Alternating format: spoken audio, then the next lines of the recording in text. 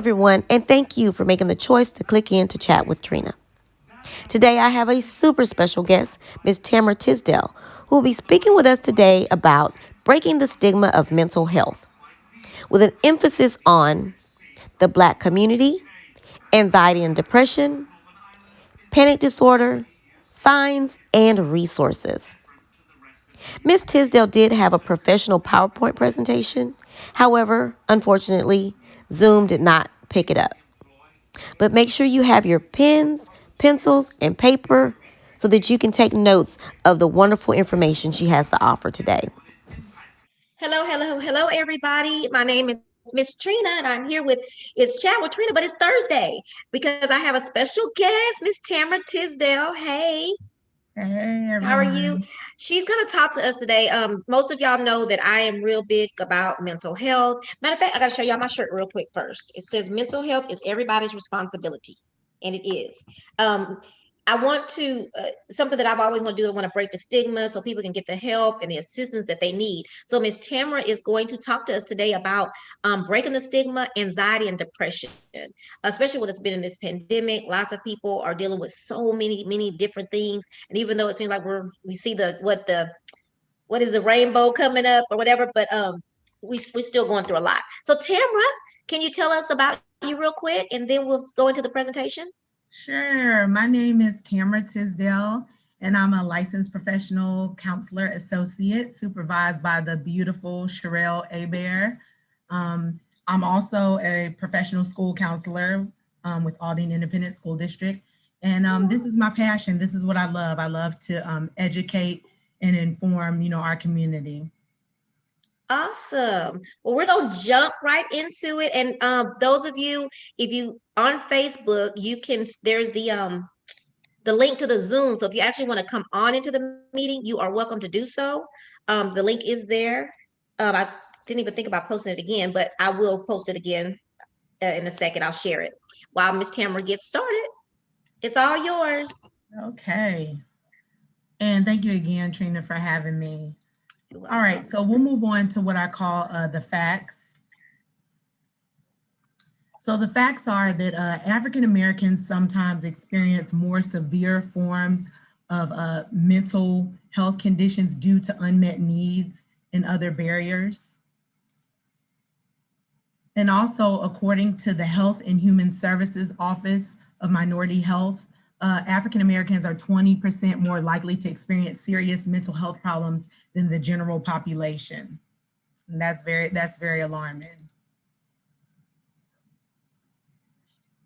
Also, African Americans are more likely to be exposed to factors that increase the risk for developing of mental health conditions, and that's due to like poverty and violence and that type of stuff. Uh-oh. Be exposed to factors that increase. All right. Sorry about that. Don't know what happened. Okay. All right, and in the Black community, people often misunderstand what mental health condition is, and therefore the subject is uncommon. This lack of understanding leads many to believe that mental health conditions are a sign of weakness or punishment. And African Americans, we have trouble recognizing the signs and symptoms of mental health conditions such as anxiety and depression, which lead to us underestimating the effects of these conditions. And this is just struggling with me today. And lastly, African Americans are more likely to be reluctant to discuss these issues due to the shame and the stigma. And that's why we're doing this today, to break the stigma and to just really put it out there that these type of issues exist. In our community, these are our moms, dads, cousins, brothers, sisters, best friends, loved ones. It may even be your children. So it's best to, keep yourself informed. All right, so we're gonna break right into it. Anxiety. Anxiety is a disorder under a larger umbrella that refers to, it's categorized by extreme fear or worry. Anxiety disorders are the most common mental illness in the United States, affecting 40 million adults ages 18 and older, or 18.1% of the population every year. And that's a very large number, very large number. The WHO, the World Health Organization, reports that 1 in 13 people suffer from anxiety. And again, the most common anxiety disorder, which I know we discussed, Trina, is called GAD, which is general anxiety disorder. That's the number one diagnosis for anxiety. So now I'm just gonna, there's so many disorders that I didn't want to overwhelm everyone. So I just broke it down to a couple of the popular ones. And how you get diagnosed is when you do go to therapy, or if one does go to therapy, they do give you an evaluation, and they also use a manual called the Diagnostic Statistical Manual of Mental Disorders. And in that manual, it lists certain symptoms. And if you have those symptoms, a number of them for a present amount of time, then that's how they give you the diagnosis. So for example, generalized anxiety disorder is characterized by persistent and excessive worry about everything. People with GAD may anticipate disaster and may be overly concerned about things such as money, health, family, work, and other issues. Individuals with GAD find it difficult to control their worry, and they may worry more than what seems warranted about actual events, or expect the worst even when there is no apparent reason to be concerned. So they're just worried just because they're worried with no reason, no specific reason. And so in the book, it says that this has to be present for at least 6 months. And that's how they make that diagnosis for that particular disorder. The next one is agoraphobia. That's a tongue twister. Yes, that's a tongue twister. Agoraphobia. This is intense fear and anxiety of any place or situation where escape might be difficult, avoidance of situations such as being alone outside of the home, traveling by car, bus, airplane, and being in crowded areas. And in order to be diagnosed with this, you have to have this feeling with 2 or more of the situations that I named. And also, it's very important to remember this could be paired with a panic disorder. So usually this diagnosis has another pairing with it. It's not really by itself. So that's something. I'm sorry, with this one, would that be also being scared of being in the elevator alone, being closed into an elevator? Okay. Yes, okay. Because that's what it says. Just any where escape may be difficult, and gotcha. That's okay. difficult to escape, So then the next one is specific phobias, and they are strong, irrational fears and reactions in the presence of anticipation or a specific object, place, and situation. For example, fear of heights, flying, animals, that type of stuff. So it's a specific phobia, and this has to be lasting for 6 months or more before they would make that diagnosis. All right, next slide.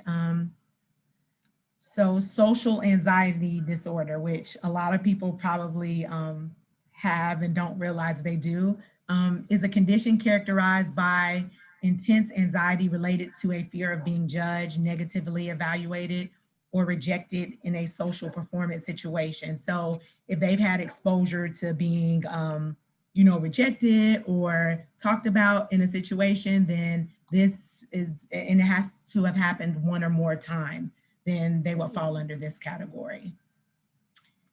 And lastly, I saved panic disorder because we've talked about this before. Panic disorder, people who experience spontaneous, seemingly out of the blue panic attacks and are very preoccupied with fear of a reoccurring attack. Panic attacks occur unexpectedly, sometimes even when waking up from sleep, and it's not specific. So there's a list of symptoms, and I didn't list them, but you have to have 4 or more specific symptoms, and the attack has to have happened followed by a month or more of the symptoms. So you would have had the attack, and then you have the symptoms. Okay. And I put this on here, the panic attack specifier, because a lot of people are like, well, so panic attack is not an anxiety disorder. No, it's not. Panic attack itself can happen with any other, it could be paired with any other disorder. For example, you could be depressed and have panic attacks. So Really? that's called a panic attack, a specifier. So it's specified as you have panic attacks, but your diagnosis is depression. So panic disorder is totally different because you're fearful of having these panic attacks. Yeah. You almost have a panic attack of having a panic attack. There you go. There you go. Yes. Yes. So we ask ourselves, what are some of the causes of anxiety? Well, I just went over the disorders with you. According to the clinicians, our manual, what it tells us the disorders are, but also it could be genetically. It could be genetically passed down. It could be substance abuse. Medical may take medications that cause you to have anxiety. Emotional trauma, COVID. COVID is this is trauma. Stress in all areas of your life. It could be work, home, personal, family. Stress. Skipping meals. It's important to have a balanced meal from the 4 food groups. People don't realize that, but it's true. Caffeine, our caffeine intake. We like a lot of coffee and soda. Stuff like that. Yeah. And that can trigger anxiety, believe it or not. Same sugar intake, candy, sodas, all of that. Yeah. And then also processed foods. So yeah, it's all about what we eat sometimes. So some symptoms of anxiety, I didn't list them with the other disorders, but some of them could be irritability, excessive worry, panic, trouble concentrating, fatigue, muscle tension, headaches, indecisiveness, heart palpitations, chest pain, overthinking, fear of losing control, withdrawal. Those are all symptoms of anxiety. And, looking at this or hearing this, wherever you are, you're probably thinking like, you know what? I may have some of those. And that's okay because, this is not uncommon. And we have to break that stigma that it's okay to not be okay sometimes. And it's okay to go talk to someone too. So as I say, lay on the couch, lay on the couch, sit in the chair, whatever you want to say. It's okay.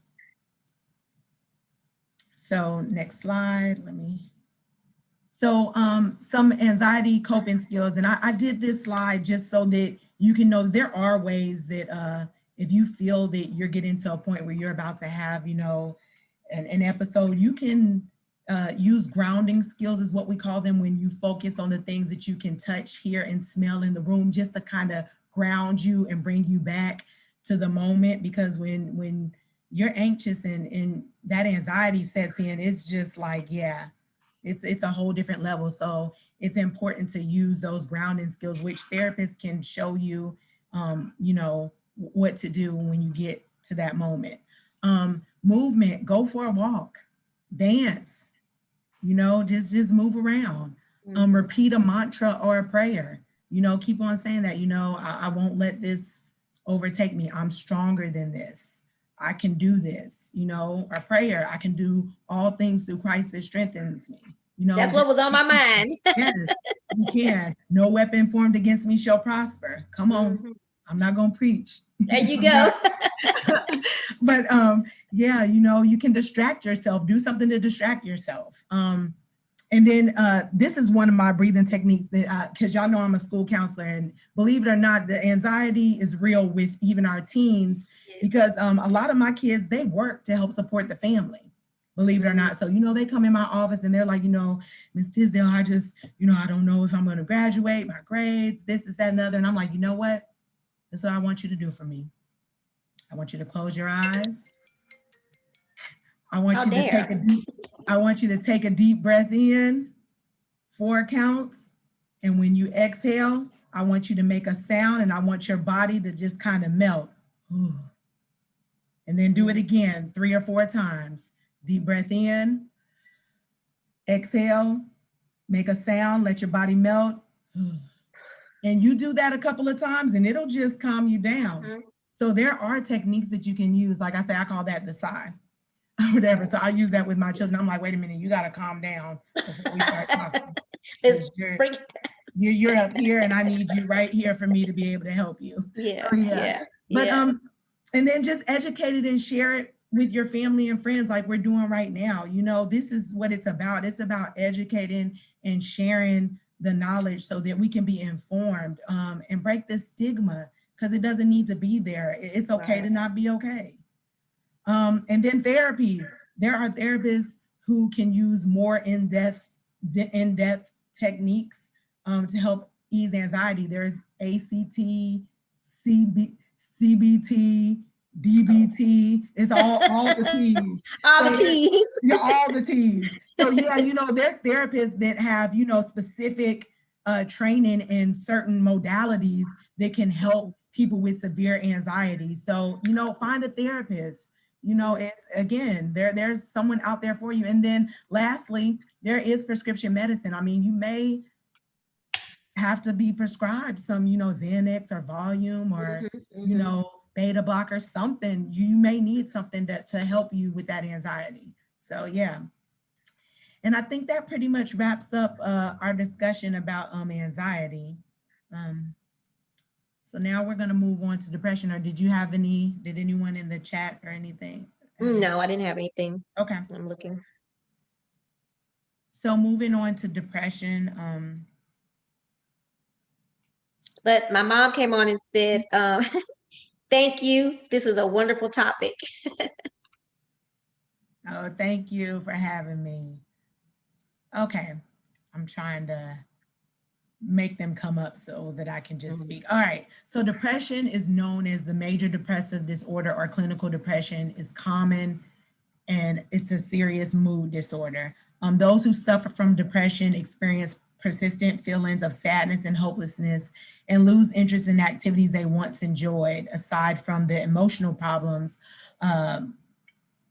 caused by depression, individuals can also be presented with physical symptoms such as chronic pain and digestive issues. So people didn't even realize that you can be depressed and then your stomach start hurting, or, you know, your back starts hurting, or, you know, you have muscle aches. That's part of depression.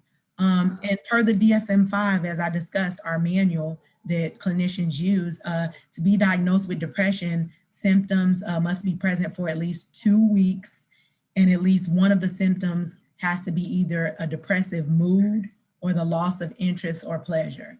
So those are the indicators that a clinician would, you know, do a depression inventory on you, and then they would see which symptoms came up, and then they'd say, okay, yeah, and that's what they would do. So symptoms of depression: depressed mood most of the day, nearly every day, loss of pleasure in all or almost all activities, nearly every day, significant weight loss when not dieting, or weight gain, or decrease or increase in appetite nearly every day, a slowing down of thought and a reduction of physical movement, fatigue or loss of energy nearly every day, feelings of worthlessness or excessive or inappropriate guilt nearly every day, diminished ability to think or concentrate, or indecisiveness nearly every day. And then reoccurrent thoughts of death, reoccurrent suicidal ideation without a specific plan, or a suicide attempt, or a specific plan for committing suicide. So what that means is either you think about dying a lot, or you think about committing suicide, but you may not have a plan of like, this is how I'm going to do it, or you've actually attempted suicide, or have a plan to do it. Like, I'm thinking about doing it and this is how I'll do it. So that's a symptom of depression. So what are some things that cause depression? Situations, abusive situations, neglect, bullying, see that a lot in education, trauma, grief, loss. Can I ask a question real quick about the bullying? Yes. If you have someone, a student, middle school student who has been bullied and you can tell that they're withdrawing from world, what is something that you might would say to that student? I mean, how could you possibly help with that? I mean, is there something simple? Well, I mean, usually when we find out about bullying, because believe it or not, I'm at the high school level, but they do a lot of bullying and it's cyberbullying. So we find out about it Mm, because of social media. And when it's brought to us, I usually just do an assessment of the child to just make sure that they're what type of headspace they're in. And if I feel like, it's affecting them, then that's when, I you bring take it. in everyone, the team, and Okay. we go from there. But usually, Okay. it's like this has been going on and she's been calling me out on social media. So Hmm. usually it's like, they're aware of it. But there have been some cases where I've had to, you know, um, bring in the parent Other. actually even to come pick up the child. Okay. Okay. So yeah. I think we were at lifestyle. Some Lifestyle. cause of the depression, lifestyle. Maybe a transition, empty nesters. A lot of people, their children are going off to school and everything, and that can cause depression. Financial. We're going through a pandemic. A lot of people's finances changed. Overworking. We're overworking ourselves, trying to get ahead, trying to get to the next level. Just unhealthy habits. Um, again, the pandemic, a lot of people, have put on weight. We've done a lot of stuff, a lot of different lifestyle things, just trying to cope. Yeah. Biological, as I said before, genetically, hormonal, chemical imbalance, all of that can cause depression. Spiritual. Now, this is one that people wouldn't expect, but spiritual, lack of fulfillment, huge shift of worldview. I mean, sometimes people are in a space where they, whoever their higher being they believe in, they don't, they question it, and that could cause depression. Hmm. And then lastly, cognitive, perfectionism, always trying to be perfect, distortions, low self-esteem, low self-worth, body image issues. All of that can cause depression. So how do we prevent it? Here we go again, eating well, limit your Oh. limit your processed foods, sugar, and caffeine. So this is a reoccurring thing. This is a reoccurring thing because see, depression Yeah. and anxiety, they go Hand in kind of hand. hand in hand. Yeah.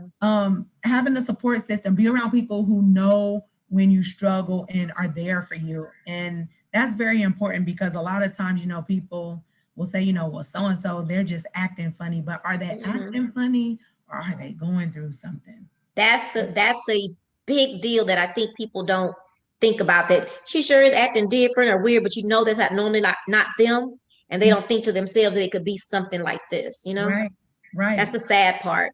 right. But that goes back to educating and wanting the education about this. Yeah. So yeah. Exercising, get out and get that blood flowing.